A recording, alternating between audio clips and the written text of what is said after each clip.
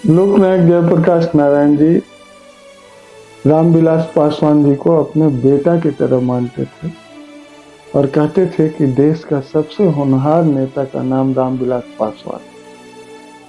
और जब खोजा जाने लगा जेपी आंदोलन में कि शेड्यूल कास्ट से, दलित संवर्ग से किसी बड़े नेता को लाया जाए, तो उस समय रामविलास पासवान जी का नाम चुना गया था। तो ये करीबी जयप्रकाश नारायण से उनका, और कर्पूरी ठाकुर जी के रोजमर्रा के काम में दो हाथ उनके कहे जाते थे, दायां और बायां। एक रामविलास पासवान जी को कहा जाता था और एक हमको कहा जाता था कि सत्यानंद शर्मा और रामविलास पासवान कर्पूरी ठाकुर के दाएं बाएं के लोग। कर्पूरी ठाकुर रामविलास पासवान जी को बहुत मानते थे और पार्टी का निरंतर सेक्रेटरी होता था। हम लोगों के यहाँ चेयरमैन होता था और सेक्रेटरी होता था, अध्यक्ष और सेक्रेटरी, जनरल सेक्रेटरी नहीं होता था। लगातार रामविलास पासवान जी जनरल सेक्रेटरी रहे और कर्पूरी जी के बहुत करीब रहे। रामविलास पासवान जी निरंतर इस पर लगे रहे कि साहब जो कुछ भी हो देश हित में हो।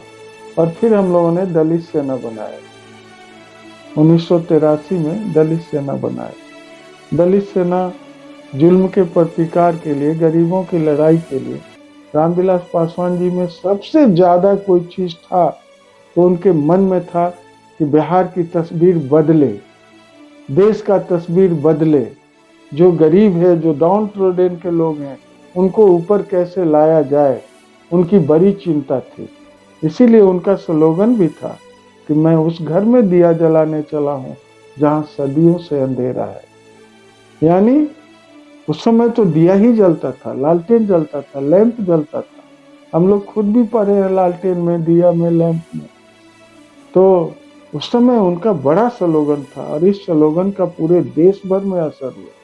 बाद में बीपी सिंह आए तो बीपी सिंह ने कहा कि देश का प्रधानमंत्री रामविलास पासवान से अच्छा दूसरा कोई हो नहीं सकता।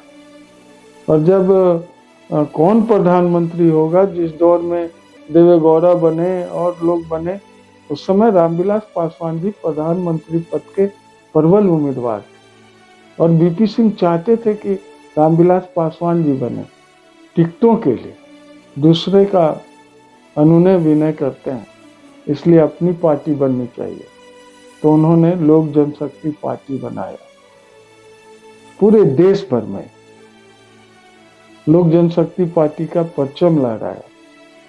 हमको आज भी याद है वो रामलीला मैदान जहां इसकी स्थापना हुई थी।